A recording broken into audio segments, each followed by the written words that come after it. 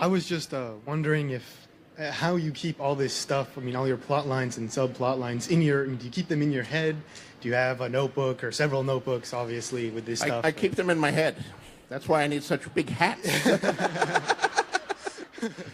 Yes, I don't have. I have a few pages of notebooks, and I have a few notes that I keep things, but no formal outlines. And you'd be surprised at how relatively little there is.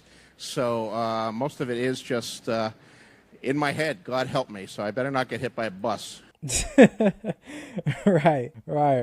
That's interesting. Like most of it he keeps in his head. And I think I had a reaction before by I think it was Dr. Ken where he spoke about if you forget an idea, then it probably wasn't something that you wanted to have in your story anyways, or it wasn't worth remembering to place in your story anyways. And I could probably see where that's probably why he keeps it on his head or just write a few notes here and there while he's drafting the story. That's so interesting to me, honestly, because in my mind, because this happened to me before where I would just decide not to write it down. And later on, when I actually need the idea, I kind of like not really forget about it, but the idea is not as clear as it was before. Like it's much more vague. Like I don't really remember the full on details that I had for that particular idea when I had it at the time. But of course, since I didn't really need it that time and I need it later on in the story. So like let's say I thought of an idea for chapter 15, but right now I'm at chapter 8.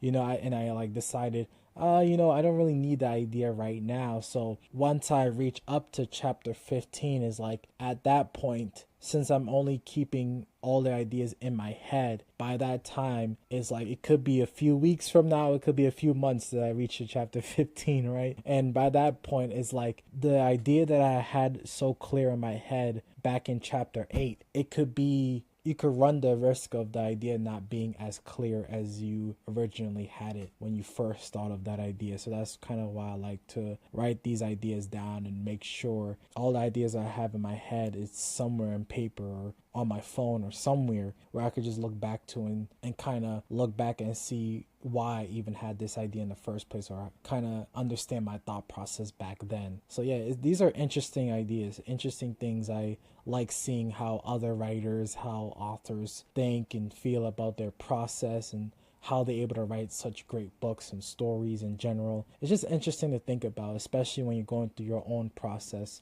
of outlining, of drafting, because you could take bits and pieces here and there and what they thought and what their process was